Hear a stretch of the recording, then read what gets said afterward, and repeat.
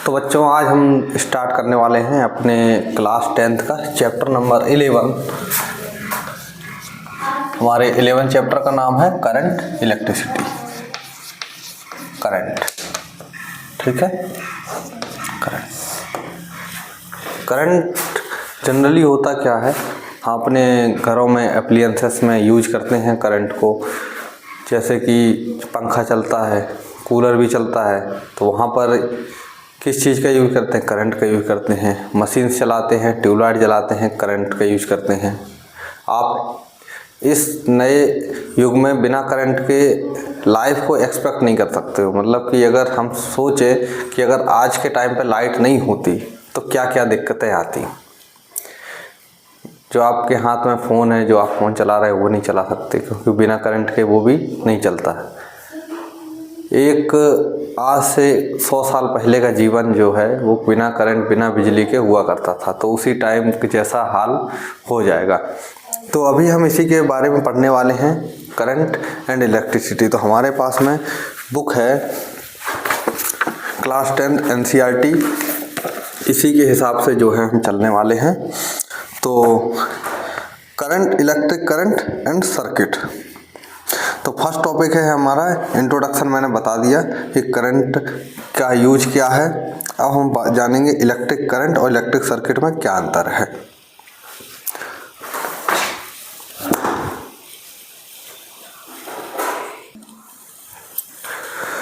तो हमारा electric circuit क्या होता है? इलेक्ट्रिक सर्किट एक कंटिन्यूअस एंड क्लोज्ड पाथ, मतलब कि कोई हमारा इलेक्ट्रिक सर्किट है, यानी कि ये हमारे यहाँ पर सेल जुड़े हुए हैं और यहाँ पर ये हमारी की हो गई, और इस तरीके से कोई एक सर्किट है। यहाँ पर मान लीजिए कोई लोड चल रहा है, कोई बल्ब चल रहा है और इस तरीके से जुड़ा हुआ है, कहीं से टूटा नहीं होना चाहिए। एक कंटिन्यूअस पाथ है जो कि यहाँ से चालू होता है, यहाँ पे आके एंड पे ख़त्म हो जाता है।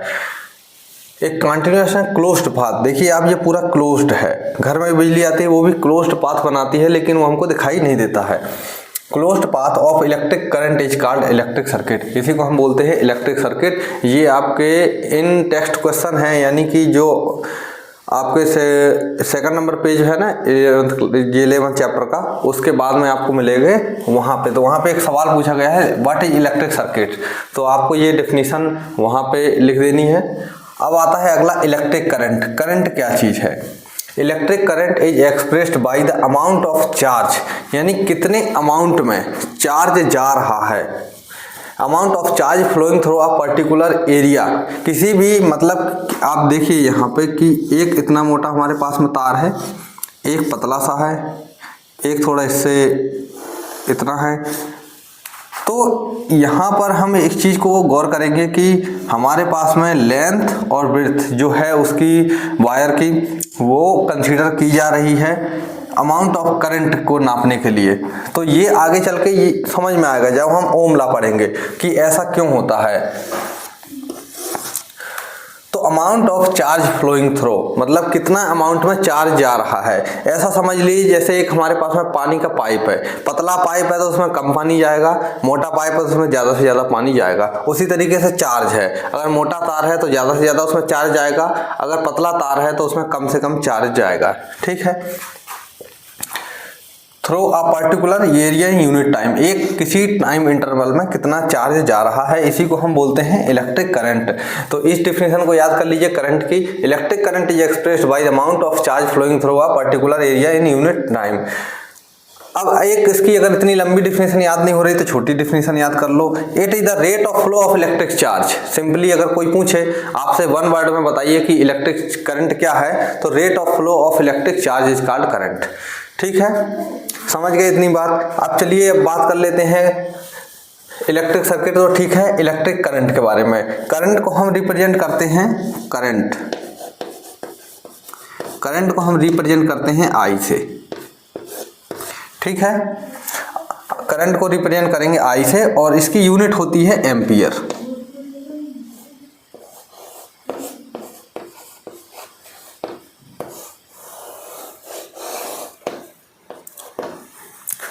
अब इसमें इसका रिलेशन क्या है चार्ज के साथ में, तो वो हम उसको स्टडी करेंगे, उसके बाद में हम चलेंगे ओम लॉ की ओर।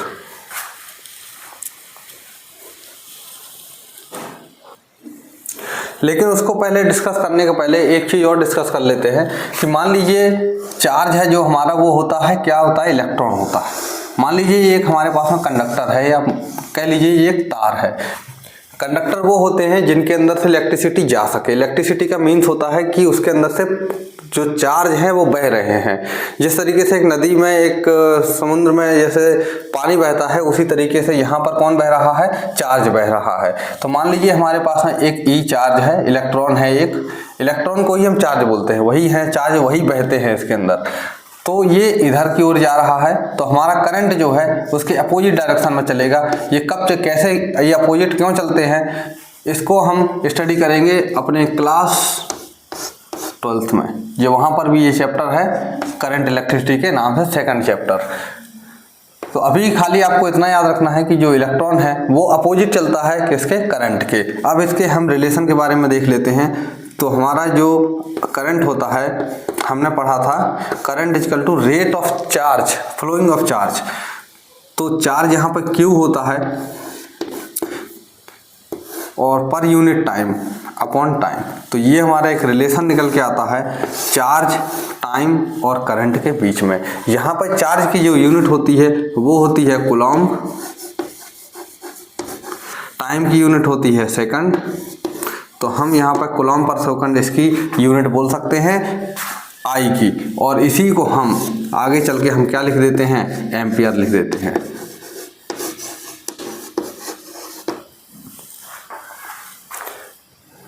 एम्पियर साइंटिस्ट थे, उन्होंने इस चीज़ के बारे में ज़्यादा बताया। उसी के आधार पर उनके नाम पर, उनको ये नाम कहाँ से आता है, ये साइंटिस्ट ने, अगर उन्होंने जो खोज करी है, उन्होंने जो रिसर्च करी है, उस चीज़ के लिए उनको प्राइज देने के लिए, उनको मतलब उनकी इज्जत सम्मान के लिए उनका नाम का यूनिट की जगह पर प्रयोग कर लिया जाता है।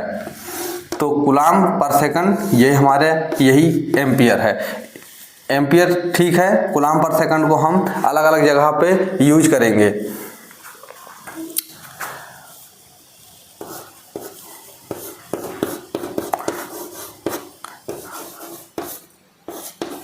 आई की यूनिट हो गई हमारे एम्पियर, क्यू की हमारी हो गई कूलॉम्ब,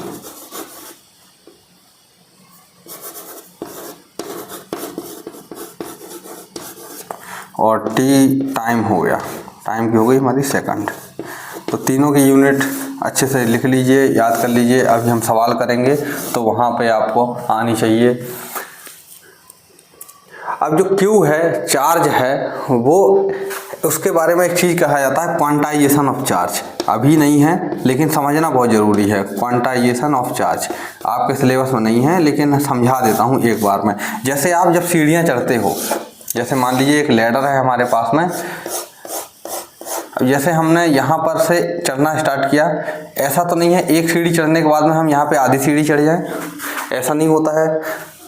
होता है या तो हम एक चढ़ेंगे या तो दूसरी सीढ़ी चढ़ जाएंगे, या तो एक पे ही रहेंगे।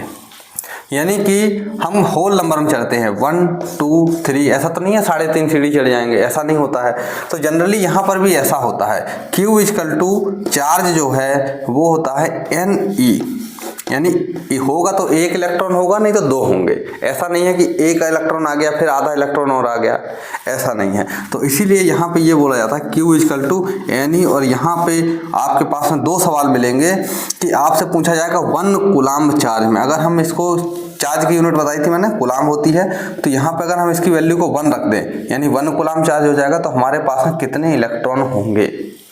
एक ये क्वेश्चन, और एक 1 इलेक्ट्रॉन में कितना चार्ज होता है। यहाँ पे दो अल्टरनेट क्वेश्चन बनते हैं और दोनों आपकी बुक में हैं और दोनों चीज़ें लिखी हुई हैं। तो इस चीज़ को बहुत बेसिकली के तरीके से याद कर लीजिए। अभी मैं आपको समझा देता हूँ।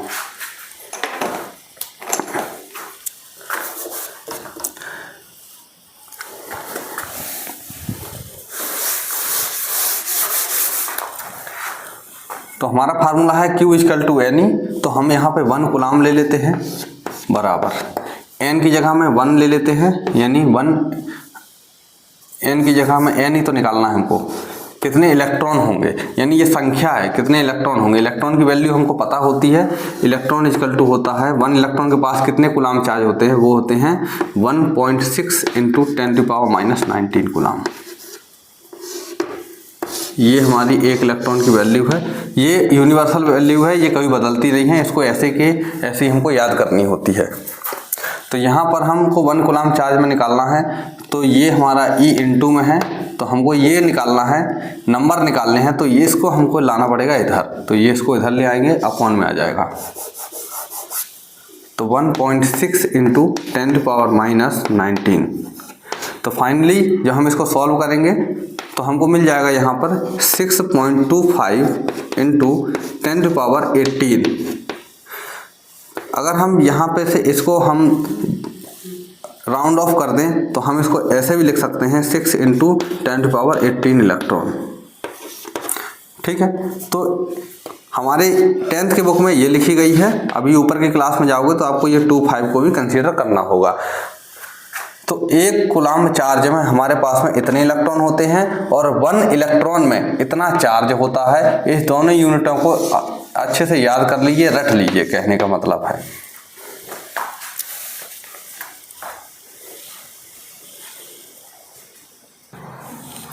तो यहाँ पर हमारे पास में तीनों सवाल हमारे सॉल्व हो चुके हैं। अब एक चीज़ बची है, वो मैं अभी बता देता हूँ। सवाल कौन से? इंटेक्ट क्वेश्चन के पेज नंबर 172 पर सवाल है कि इलेक्ट्रिक सर्किट क्या है, आपको बता दी गई है डेफिनीशन। उसके बाद में 1 कूलम्ब चार्ज में कितने इलेक्ट्रॉन होते हैं ये भी आपको पता है, और करंट की यूनिट क्या होती है ये भी आपको पता है। तो ये हमारे तीनों सवाल जो हैं सॉल्व हो चुके हैं। अब उसके बाद में हम चलते हैं अपने एमीटर की ओर में। हमने जो अभी करंट बात करी है कि करंट कितना जा रहा है किसी भी वायर में से, इसको हमारे पास में नापने के लिए कुछ तो व्यवस्था होगी। ऐसा तो नहीं है हम टेक्नोलॉजी में आगे बढ़ गए तो हमारे पास में इतनी छोटी सी व्यवस्था नहीं होगी। तो इसको नापने के लिए एक जुगाड़ बनाई जिसका नाम दिया गया एमीटर। करंट को, मेजरमेंट ऑफ करंट,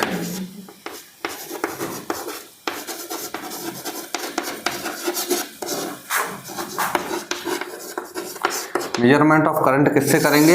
हम करते हैं, डिवाइस का नाम है आमीटर।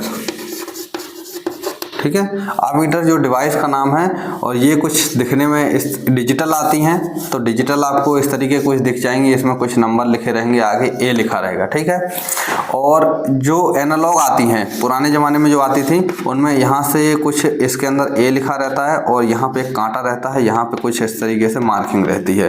तो ये इस तरीके की कुछ डिवाइस होती थी जिनको हम सर्किट में जोड़ करके, अब सर्किट में किस तरह से जोड़ा जाए, इनके जोड़ने के कनेक्शन भी आपको याद रखने हैं क्योंकि हमारे बुक में है। तो बुक में जो कनेक्शन है वो इस तरीके से हैं। मान लीजिए हमारे पास में यहाँ पर हम एक बल्ब जला रहे हैं। क्या जला रहे हैं? बल्ब जला रहे हैं। मान लीजिए ये यहाँ पर ये हमारी की लगी हुई है और ये हमारा सेल है, बैटरी बोल लीजिए। तो ये हमारा इस तरीके से ये लगा हुआ है। हमको कुछ नहीं करना है, सिंपली अपनी सर्किट को यहाँ से ब्रेक कर देना है। ब्रेक करके हम इसमें इसका जो सिंबल होता है उसको हम दर्शाते हैं ए से। ठीक है, तो हम यहाँ पे इसको प्लेस कर देंगे, ये हमारा प्लस और ये माइनस। तो यहाँ पर सर्किट में से कितना एम्पियर का करंट जा रहा है, यहाँ से हमको इस घड़ी में से, इसका कांटा जब आगे पीछे होगा तो यहाँ से हमको पता चल जाएगा कि कितना एम्पियर करंट इस सर्किट में से बह रहा है। इसको हम कनेक्ट करेंगे, connected always in series.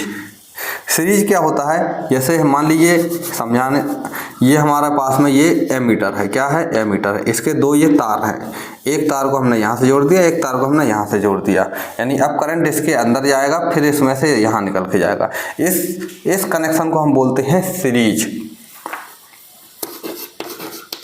Connected always in series. यानी आमीटर को हम ऑलवेज किस में कनेक्ट करेंगे? सीरीज में कनेक्ट करेंगे सर्किट में। तो यहाँ से आपका ये वाला चैप्टर निपट जाता है। चैप्टर नहीं, ये वाला टॉपिक हमारा खत्म हो जाता है इलेक्ट्रिक करंट का। अब हम आगे पढ़ेंगे पोटेंशियल के बारे में कि पोटेंशियल क्या होता है।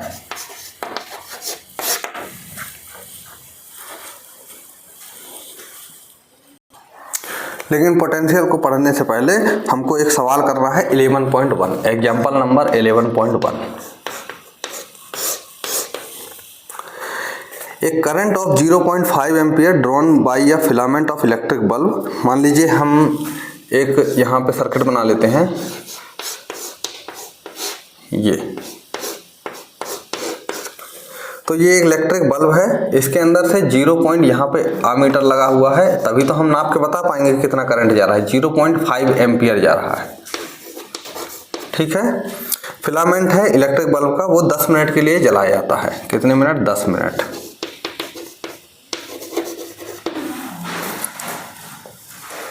Find the amount of electric charge flow through the circuit. हमको Q निकालना है, अमाउंट ऑफ इलेक्ट्रिक चार्ज। अभी हमने I और Q के बीच में रिलेशन पढ़ा है, I इक्वल टू होता है Q/T, ठीक है, ये फार्मूला है। तो I इक्वल टू होता है Q/T, तो यहाँ पर Q जो है हमको निकालना है, तो इसको हम इधर ले जाएंगे तो Q इक्वल टू बन जाएगा IT, तो Q इक्वल टू हो जाएगा IT। अब इस फार्मूले को हम यहाँ पे प्लेस कर देंगे।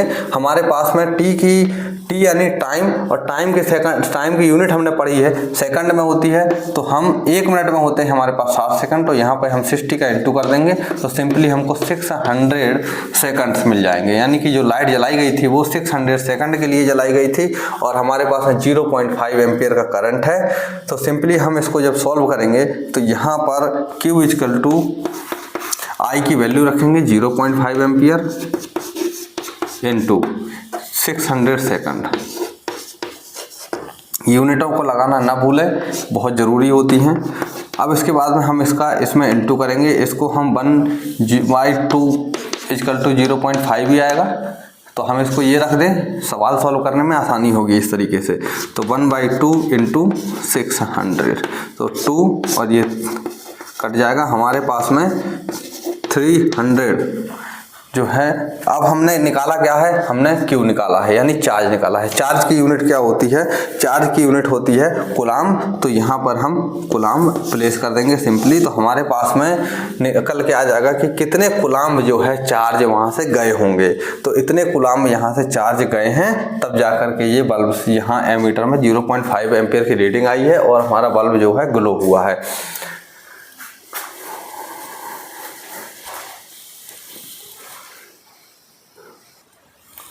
तो अब हम यहाँ पे रीड करेंगे electric potential and potential difference. बहुत सारे बच्चों को इसमें डाउट रहता है, समझ में नहीं आता है कि आखिर ये पोटेंशियल आया कहाँ से और किस तरीके से इसको हम समझें। तो एक सिंपल सा मेथड बताता हूँ आपको समझने के लिए। मान लीजिए हमारे पास में यहाँ पे एक पाइप पड़ा हुआ है, ठीक है, ये एकदम परफेक्ट हॉरिजॉन्टल पाइप है। कैसा है? परफेक्ट है। और यहाँ से मान लीजिए इसके अंदर हमने पानी भर दिया है। अब पानी इसके अंदर ऐसे पड़ा रहेगा, कहीं जाएगा क्या? नहीं जाएगा। कहीं जाएगा क्या? नहीं जाएगा, ठीक है। अब हम क्या करेंगे, इस पाइप को इधर से थोड़ा सा उठा देंगे, यानी कि इसके अंदर हमने एनर्जी लगाई, तो ये उठ गया ऊपर, तो यहाँ पे क्या आ गया? ये हाई पोटेंशियल आ गया, तो ये पूरा पानी बह करके इधर आ जाएगा। ये क्या है? लो पोटेंशियल हो गया, और ये क्या है? हाई पोटेंशियल हो गया। तो यहाँ पर तो हमको समझ में आ जाता है कि हाई पोटेंशियल यानी ऊपर रखा हुआ है, लो पोटेंशियल हमारे नीचे रखा हुआ है। लेकिन करंट के केस में कैसे समझे कि हाई पोटेंशियल क्या है, लो पोटेंशियल क्या है? तो चलिए एक मैं चीज़ आपको बहुत अच्छे से समझाता हूँ कि पोटेंशियल आखिर क्या है। देखिए हमारे पास में ये क्या है? ये कंडक्टर है, ये क्या है? तार का टुकड़ा है, ठीक है। ये तार का टुकड़ा है, तो इसके अंदर क्या होंगे? इलेक्ट्रॉन बह रहे होंगे, क्योंकि जो मेटल हैं उनकी आयनाइजेशन एनर्जी, यानी कि उनके अंदर जो इलेक्ट्रॉन बह रहे हैं वो निकल करके बाहर आ जाते हैं। जब वो बाहर आ जाएंगे तो बाहर आके इसी तरीके से बहते रहेंगे, शिफ्ट होते रहेंगे इधर उधर। अब ये घूम रहे हैं आराम से, इनको कोई फर्क नहीं पड़ता कि दुनिया में क्या चल रहा है। तो ये इलेक्ट्रॉन ऐसे निकल करके इधर उधर जा रहे हैं। अब होगा क्या कि ये इलेक्ट्रॉन इधर जा रहे हैं, अब हमको क्या करना है? इनको एक साइड में भगाना है। तभी तो चार्ज और फ्लो ऑफ चार्ज, हमने क्या पढ़ा था करंट में? फ्लो ऑफ चार्ज, अभी तो ये फ्लो करेंगे। अब इलेक्ट्रॉन को हमको भगाना है एक साइड में, तो इनको हमको फोर्स लगाना पड़ेगा। फोर्स कैसे लगाएंगे? फूंक मार के तो जाएंगे नहीं, मोमबत्ती थोड़ी ना है कि बुझ जाएंगे। तो इनके लिए हमको इलेक्ट्रॉन को आगे बढ़ाने के लिए कोई ऐसी चीज होनी चाहिए जिससे ये आगे निकल जाए। जब था नहीं दुनिया में, जब करंट की शुरुआत में खोज हुई थी, तब उसकी एक्सीडेंटली खोज हुई थी।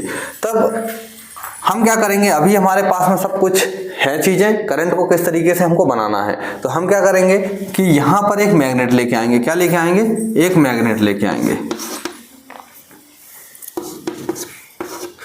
ये हमारे पास में मैग्नेट है, इसके अंदर से क्या निकलती हैं? फील्ड लाइन निकलती हैं। क्या निकलती हैं? Field line. अब वो आगे आपके जब मैग्नेट वाला चैप्टर पढ़ाएंगे ना, वहाँ पे आपको दिखाएंगे प्रैक्टिकल करके किस तरीके से मैग्नेटिक फील्ड लाइन निकलती हैं मैग्नेट से।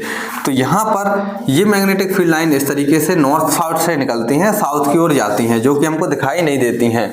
जब आप मैग्नेट को आस पास में ले करके आओगे तब मैग्नेट आपको दिखाई समझ में आएगा कि किस तरीके से मैग्नेट एक दूसरे को धकेल रहा है और किस तरीके से एक पोल दूसरे पोल को खींच रहे हैं। तो वहां पर आपको फील होगा, ये दिखाई देता नहीं है, केवल फील कर सकते हो आप इसको। तो वहां पर आपको ये इस तरीके से फील्ड लाइन निकलती हैं। अब आप बोलोगे कि ऐसे ही कैसे निकलती हैं, तो ये प्रैक्टिकल करके हम देख लेंगे आगे। तो अभी आप मन में मान लीजिए कि हाँ इलेक्ट्रिक फील्ड लाइन निकलती हैं यहाँ से, यानी एक हमारे पास में मैग्नेट है, उसमें से इलेक्ट्रिक फील्ड लाइन ऐसे ऐसे जा रही होंगी। ठीक है, अब हम क्या करेंगे, इस मैग्नेट को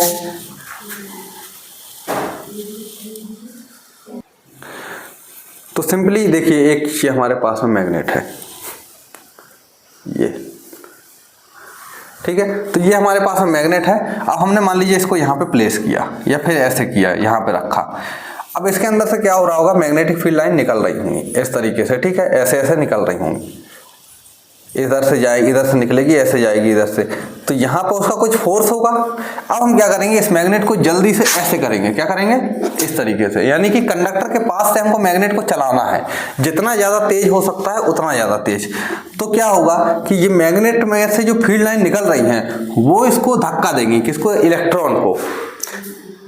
इलेक्ट्रॉन को कौन इफेक्ट करेगा, मैग्नेटिक फील्ड लाइन इफेक्ट करेंगी, जो कि ऐसे धक्का देंगे तो ये इलेक्ट्रॉन क्या है, एक साइड को भागेंगे।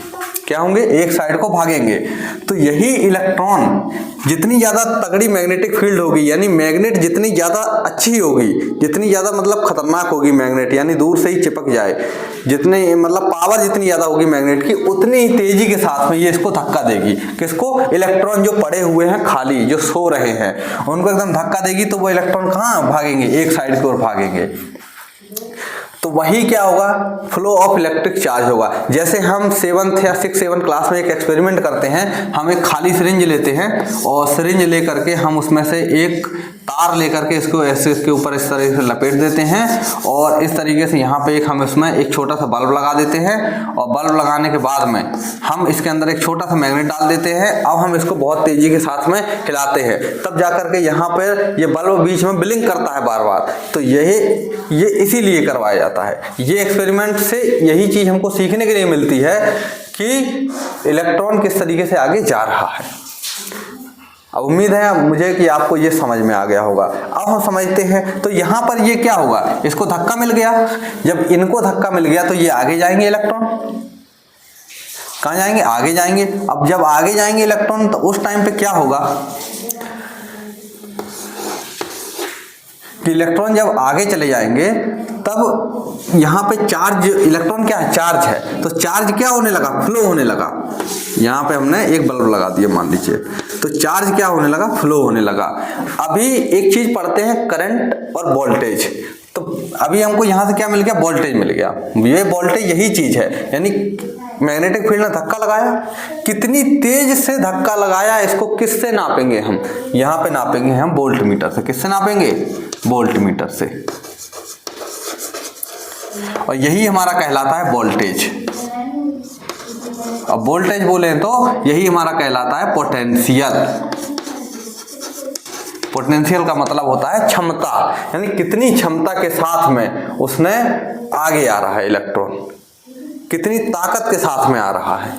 बंदूक की गोली है, ये हमारे पास में कितनी ताकत के साथ आगे आ रही है। तो यही है हमारा पोटेंशियल डिफरेंस, जिसको हम यहाँ पे पढ़ेंगे। इलेक्ट्रॉन हमारे कितने ताकत से आगे की ओर आ रहे हैं, समझ गए। अब हम पढ़ेंगे एक चीज और, करंट। अभी समझते जाना, अभी समझ जाओगे तो समझ जाओगे, नहीं तो फिर आगे समझ में नहीं आएगा। करंट, अभी यहाँ से हम मान लेते हैं यहाँ पे एक छोटा सा तार है, उसमें से 2-2, 3-3 इलेक्ट्रॉन करके जा रहे हैं एक बार में। तो यहाँ पे जा तो बहुत तेज रहे हैं, यानी पोटेंशियल तो बहुत अच्छा है उनका, लेकिन कितने जा पा रहे हैं? एक एक जा पा रहे हैं। तो टाइम लगेगा सभी को जाने में, टाइम लगेगा ना। यानी कि मान लीजिए हमारा यहाँ पे एक बल्ब है, उसको चाहिए, वो जब ही अच्छे से काम कर पाएगा जब उसके पास में 10 इलेक्ट्रॉन पर सेकंड आने चाहिए। कितने? 10 इलेक्ट्रॉन पर सेकंड आने चाहिए। लेकिन आ कितने रहे हैं? 1 करके आ रहे हैं, 1 सेकंड में 1 आ रहा है। तो वो क्या अच्छे से काम करेगा? नहीं करेगा। यहाँ पे हम क्या करेंगे, तार को थोड़ा सा और मोटा कर देंगे, मोटा ऐसा। तो अब क्या होगा, जितने इलेक्ट्रॉन रिक्वायरमेंट थी, जैसे मान लीजिए अब आने लगे 20, तो इसको 10 की रिक्वायरमेंट थी, तो ये फुल फंक्शनल करेगा। कितना करेगा? फुल फंक्शनल, आराम से काम करेगा। और यहाँ से आराम से काम करके 10 सीधे चले जाएंगे और जो है 10 को ये यूज कर लेगा। आई बात समझ में? तो यही है करंट। इसी को क्या बोलते हैं हम? करंट। यानी कितने इलेक्ट्रॉन पर सेकंड आ रहे हैं। तो अभी हमने शुरू में पढ़ा था करंट की डिफिनेशन I=Q/T। तो यहाँ पे आपको समझ में आ गई होगी कि हम ऐसा क्यों बोलते थे कि और करंट और वोल्टेज दोनों में अंतर है। वोल्टेज वो होता है कि इलेक्ट्रॉन कितनी तेजी के साथ में आ रहा है, और करंट वो होता है इलेक्ट्रॉन कितनी मात्रा में आ रहे हैं। अब चलिए आगे हम इसको आगे रीड करते हैं। इनके पोटेंशियल की यूनिट है, करंट की यूनिट है, इन दोनों में क्या रिलेशन है, आगे हम ओम लॉ वगैरह भी हम डिस्कस करेंगे।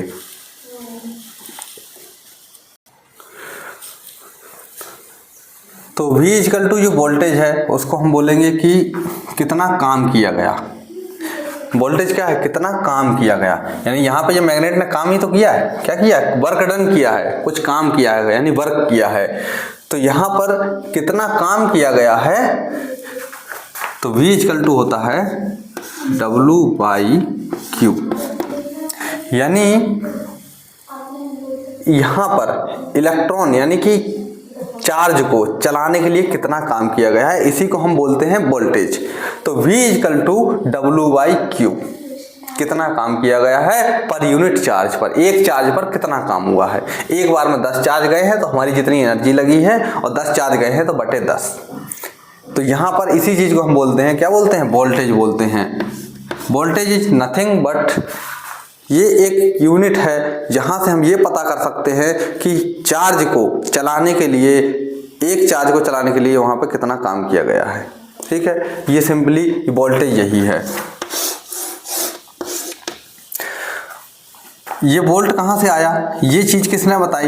ये चीज बताई थी एलेसेंड्रो वोल्टा ने। तो उन्हीं के आधार पर ये हमारे V वोल्टेज जो है उसको हम डिनोट करते हैं वोल्ट से। किससे? वोल्ट से, V से। तो शुरू में जब ये वोल्ट नहीं था, जब हम बोलते थे चार्ज ने कितना काम किया हो, चार्ज के ऊपर कितना काम किया गया है, तो हम यहाँ पर इसको W यानी वर्क हम पढ़ेंगे। वर्क अभी आप 10th में 9th में पढ़ के आए होंगे, वर्क डन। तो जो वर्क डन है, तो वर्क डन की यूनिट होती है जूल। क्या होती है? जूल, जिसको हम J से रिप्रेजेंट करते हैं अपॉन, क्योंकि हमने कूलाम यूनिट पढ़ ली है, यानी चार्ज की यूनिट होती है कूलाम। तो ये सिंपली आ गया कूलाम। अब हम इसको अगर हम यहाँ से लिख दें जूल पर कूलाम को, तो J(C-1). ऐसा क्यों लग दिया? ये -1 क्यों लग गया? तो ये जब हम कोई भी संख्या को ऊपर लेके जाते हैं तो यहाँ पे माइनस लगाते हैं। जैसे अगर मान लीजिए हमारे पास में 5/10⁻² लिखा है, तो ये अगर ऊपर जाएगा तो ये हो जाएगा 5/10⁻² हो जाएगा। ठीक है, माइनस हट जाएगा। प्लस में है तो माइनस हो जाएगा, माइनस में है तो प्लस हो जाएगा। ऊपर नीचे आएगी तो साइन जो है चेंज हो जाते हैं। तो ये चीज आप भी यहाँ सीख लीजिए, बार बार काम में आएगी। तो जूल पर कूलाम को ही हम क्या बोलते हैं? वोल्ट बोलते हैं, जिसको हम V से रिप्रेजेंट भी करते हैं। तो V is nothing but W/Q, work done per unit charge. ठीक है,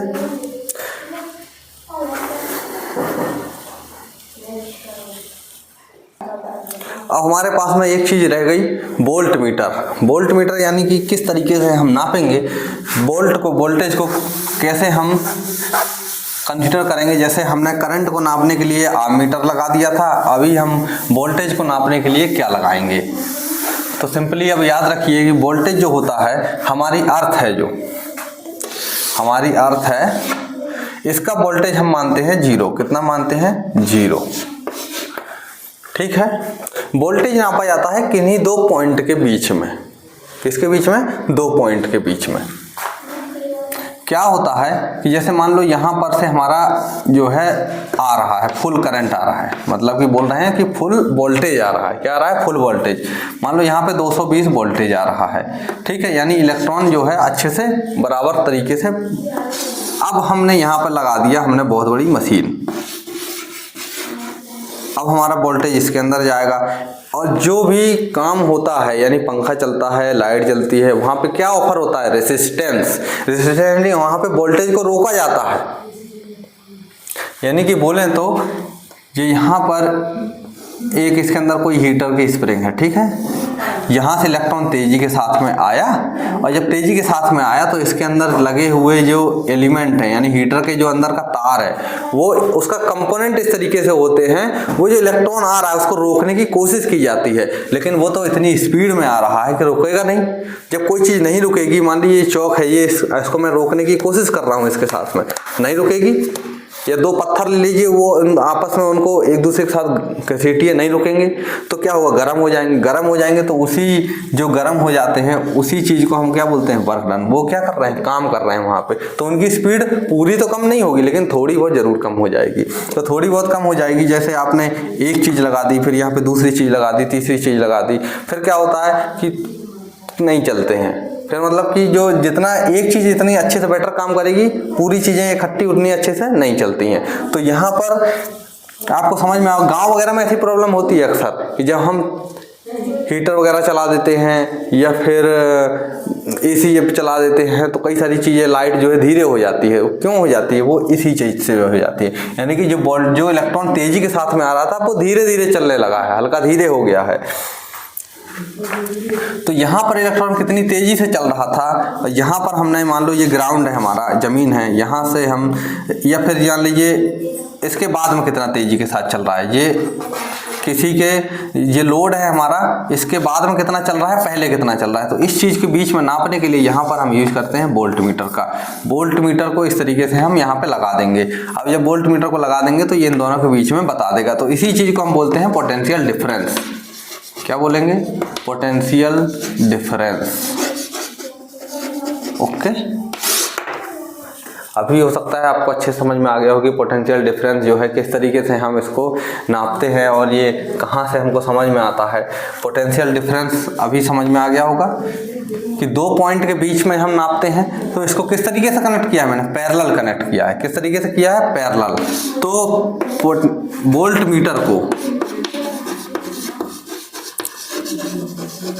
वोल्ट मीटर को हमेशा कैसे कनेक्ट करेंगे?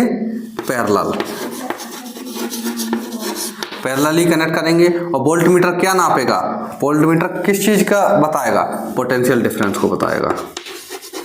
पोटेंशियल डिफरेंस, ठीक है, पोटेंशियल डिफरेंस को बताएगा। या फिर वोल्टेज क्या बोलते हैं अपन? बोलते हैं ना गांव की भाषा में, वोल्टेज कितने आ रहे हैं। वोल्टेज नहीं होता है वो बेटा, जनरली पोटेंशियल डिफरेंस होता है। वो हमने क्या है, अपनी मीनिंग को, अपने शब्दार्थ को जो है घुमा फिरा के बदल लिया है। करंट बोलते हैं, तारों में करंट आ रहा है कि नहीं? अरे वोल्टेज आता है, करंट नहीं आता है। करंट तो होता है, करंट यानी कितने मात्रा में चार्ज आ रहा है उसको बोलते हैं करंट। तो जो है हमने अपनी शब्दावली को जो है खराब कर दिया, इस वजह से हमको ये चीज़ें जो है समझ में नहीं आती हैं।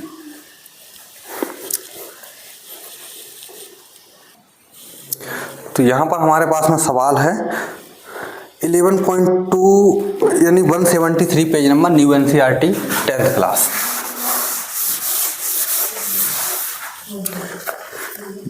यहाँ बोला 11.2 में बोल रहा है how much work done is moving charge दिया है हमारे पास में, यानी कि चार्ज दिया है, यानी Q इक्वल टू 2 कूलाम, ठीक है। 2 कूलाम हमारे पास में चार्ज दिया है across 2 point having potential difference. उसका जो पोटेंशियल डिफरेंस है यानी कि वोल्टेज है V है, वो दिया है 12 वोल्टेज। पोटेंशियल डिफरेंस को हम PD लिख देते हैं तो आपको आसानी रहेगी। तो वोल्टेज या पोटेंशियल डिफरेंस कितना है, 12 वोल्टेज है। अभी हमको निकालना है यहाँ पे उसने कितना काम किया होगा, कितना काम किया होगा तो हम बता देंगे कितना काम किया होगा। तो हमारे पास में फार्मूला है, तो V = होता है W/Q। ओके, तो हमको ये निकालना है, तो इस चीज़ को हम इधर ले जाएंगे, तो कोई भी चीज़ अपॉन में होती है तो दूसरे साइड जाएगी तो इनटू में जाती है। ओके, तो ये W हम इसको यहाँ लिख दें बराबर, इसको हम इधर ले गए तो VQ बन जाएगा या Q भी बन जाएगा। ठीक है, अब हम W को निकाल लेंगे।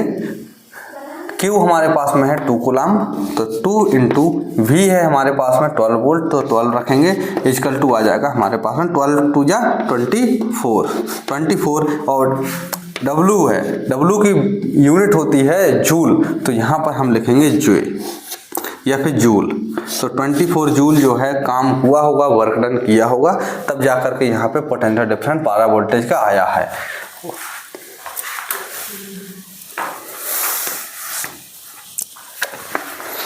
इसके बाद में अपन चलते हैं पेज नंबर 174 में। तो 174 में इन टेक्स्ट के कुछ क्वेश्चन हैं। पहला है name a device that help maintain a potential difference across conductor.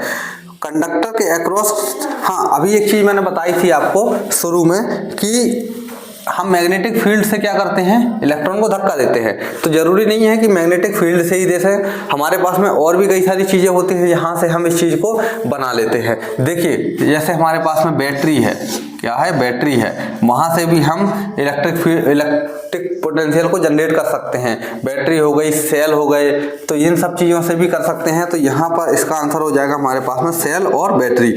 अब हमारे पास में सेकंड क्वेश्चन है, what is meant by the saying that potential difference between 2 point is 1 voltage. 1 volt कब होगा, V = 1 वोल्ट कब होगा, तो 1 कब आएगा, जब हमारे पास में 1 जूल का काम होगा और 1 कूलम पर चार्ज पर जो काम हुआ होगा उसी को हम बोलते हैं 1 वोल्टेज। यानी कि 1 कूलम चार्ज पर 1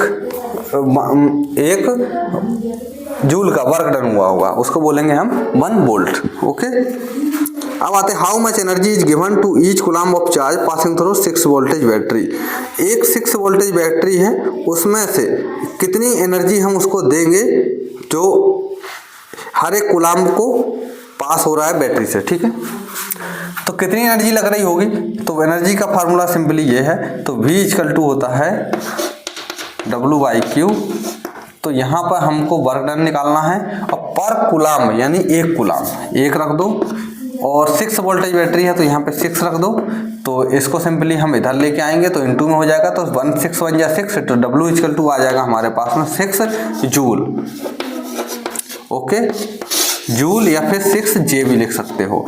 तो 6 जूल जो है वर्क डन होगा, वर्क डन करेगी 1 कूलम चार्ज को ले जाने के लिए। अब हमारा नया टॉपिक स्टार्ट होता है यहाँ से, सर्किट डायग्राम।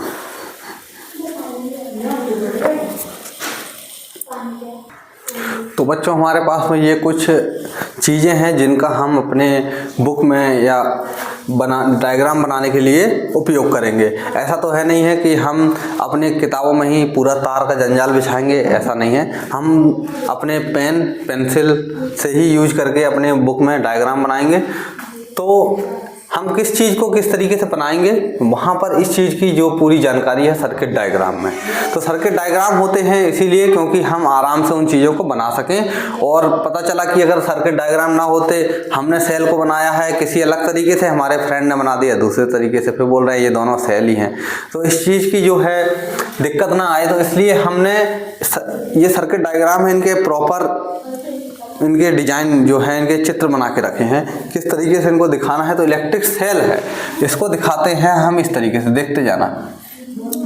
ये हमारा इलेक्ट्रिक सेल है, ये एक सेल है। ये छोटा वाला होता है ये निगेटिव होता है और ये वाला होता है पॉजिटिव। ओके, अब आती है बैटरी, या फिर बैटरी को ही हम कॉम्बिनेशन ऑफ सेल बोलते हैं। यानी कि हम 1 3 4 5 सेल को कंबाइन कर देंगे तो वो बन जाती है हमारी बैटरी। तो बैटरी को हम दिखाने के लिए हम यहाँ पर सिंपली एक हमने ये लगाया, एक सेल लगाया, दूसरा सेल लगाया, तीसरा सेल लगाया, चौथा सेल लगाया, एक का माइनस दूसरे का पॉजिटिव, फिर दूसरे का माइनस तीसरे का पॉजिटिव, तीसरे का माइनस चौथे का पॉजिटिव, इस तरीके से लगाते हैं तो लास्ट में हमको एक साइड पॉजिटिव मिल जाता है, एक साइड हमको नेगेटिव मिल जाता है, लेकिन इसकी वोल्टेज जो है बढ़ जाती है।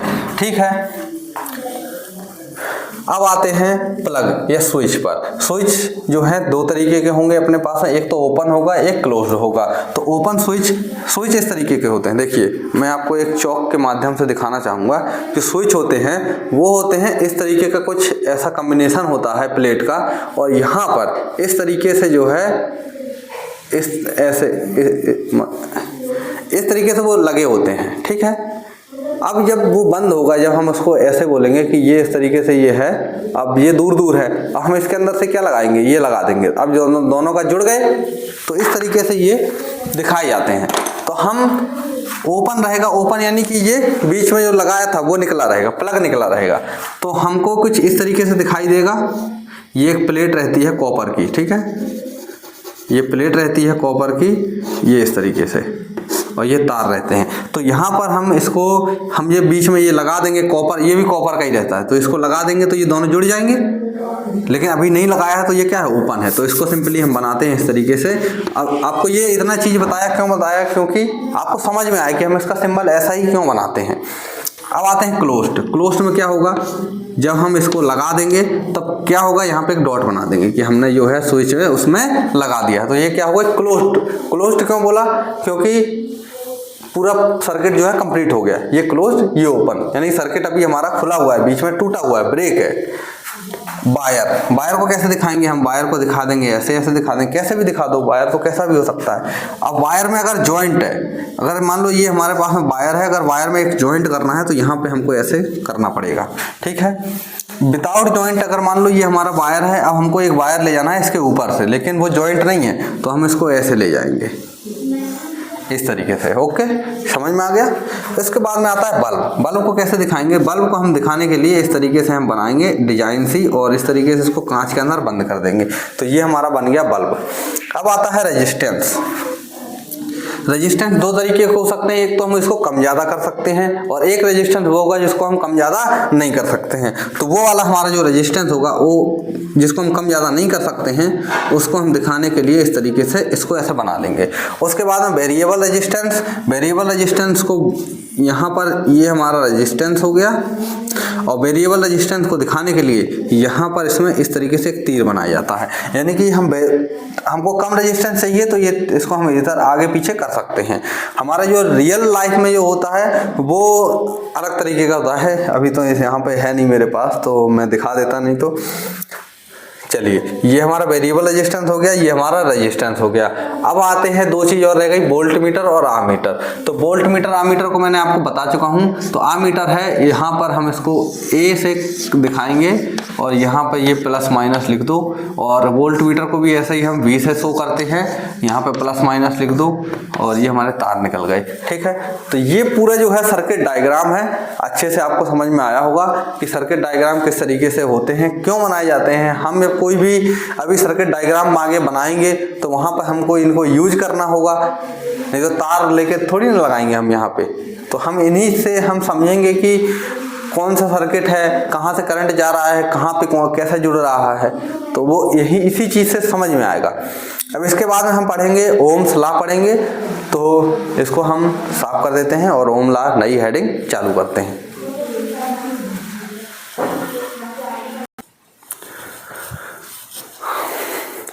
तो अभी हम स्टार्ट करने वाले हैं ओम लॉ, और ये हमारे पास में एक बैटरी है जिसके हम वोल्टेज को रेगुलेट कर सकते हैं। यानी इस वायर को हम 1 वोल्ट या 2 वोल्ट या 3 वोल्ट 4 वोल्ट 5 6 तक हम जो है लगा सकते हैं। हमारे पास में यहाँ रेजिस्टेंस है, रेजिस्टेंस हमारा इक्वल है, बदलेगा नहीं, रेजिस्टेंस हमारा बदलेगा नहीं बिल्कुल भी। तो रेजिस्टेंस हमारा बदलेगा नहीं यहाँ पर। तो एम्पियर और वोल्टेज ये हमारे चेंज होंगे। ठीक है।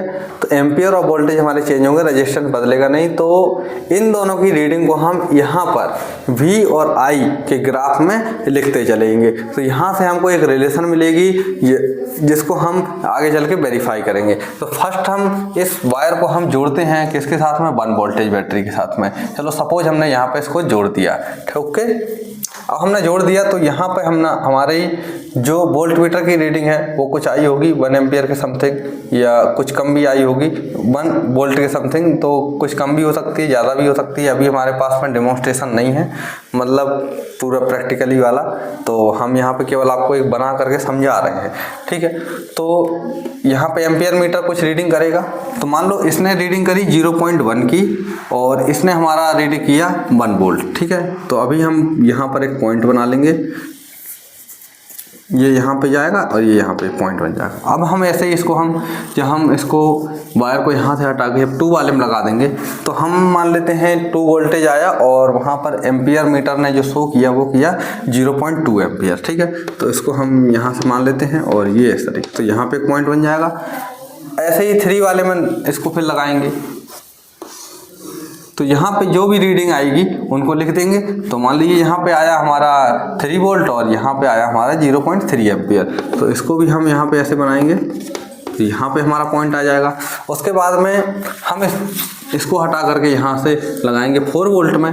तो 4 वोल्ट में जब हम लगाएंगे तो यहाँ पर हमारा करंट आ जाएगा 4 वोल्टेज आएगा 4 वोल्ट, और हमारा करंट जो होगा वो 0.4 एम्पियर के समथिंग होगा।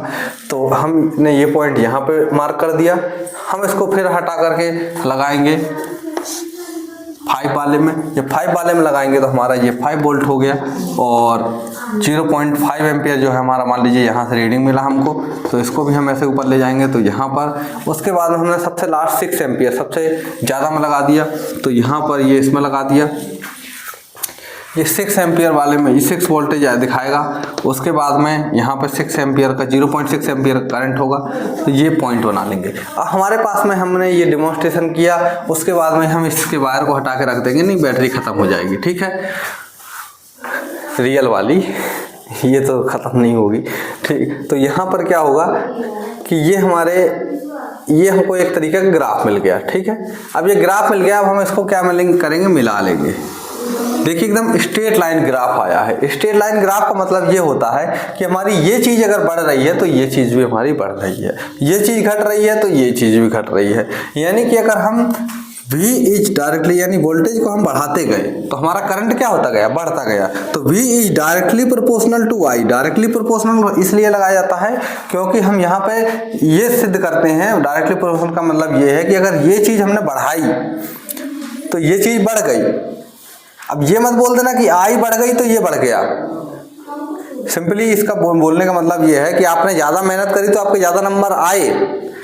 ये नहीं बोल सकते हो आपकी ज़्यादा नंबर आए तो ज़्यादा मेहनत करी, ये गलत हो जाएगा, ठीक है। तो यहाँ पे हम वोल्टेज को रेगुलेट कर रहे थे। किसको रेगुलेट कर रहे थे, वोल्टेज को। यानी कि वोल्टेज को हम कम ज़्यादा कर रहे थे, तब हमको यहाँ पे जो है रीडिंग मिल रही थी। तो वोल्टेज को हमने जब बढ़ाया या कम किया तो V को बढ़ाया तो हमारा I भी बढ़ बढ़ के बार बार मिला, यानी करंट हमको बढ़ के मिला। तो V directly proportional to I। अब ये डायरेक्टली प्रोपोर्शनल का साइन हटाएंगे तो हम एक चीज़ को किसको हम वरी कर सकते हैं, कम ज़्यादा कर सकते हैं, वो हमारे पास में रेजिस्टेंस है। अभी हमने इसको क्या माना था, कांस्टेंट माना था, मतलब कि एक यानी 5 ओम का है तो 5 ओम का लगा ही है, उसको हमने चेंज नहीं किया, कांस्टेंट कर दिया था। तो अब हम ये कांस्टेंट तो नहीं रहेगा, तो हम यहाँ पे हम डायरेक्टली प्रोपोर्शनल का साइन हटा करके V equal to I into R, यानी कि हम वोल्टेज को कम ज़्यादा कर सकते हैं इसके मदद से भी, ठीक है।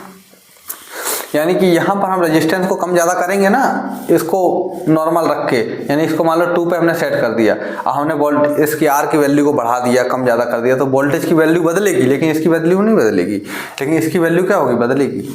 तो इसलिए यहाँ पर हमको जो रिलेशन मिलती है तो V इक्वल टू IR जो है सिंपल रिलेशन मिलती है, और that's is called Ohm's law. यही हमारा ओम्स लॉ है। इसके ऊपर सवाल आते हैं, रेजिस्टेंस करंट वगैरह दिया रहता है, वोल्टेज दिया रहता है, हमको निकालना होता है, या फिर कई सारे बार सर्किट दिए रहते हैं तो वहाँ पे हमको निकालना होता है। तो इसका हम यूज करेंगे अभी हम क्वेश्चन सॉल्व करने के लिए। हाँ एक चीज़ रह गई, ये रेजिस्टेंस है। R इक्वल टू क्या हो जाएगा, R इक्वल टू हो जाएगा हमारा V/I। और V यानी V को हमने अभी आपको V की यूनिट बताई थी, V की यूनिट होती है वोल्ट। क्या होती है, वोल्ट। वोल्ट I की यूनिट होती है एम्पियर। Okay, ampere. तो वोल्ट पर एम्पियर इसी को बोलते हैं ओम। क्या बोलते हैं, ओम।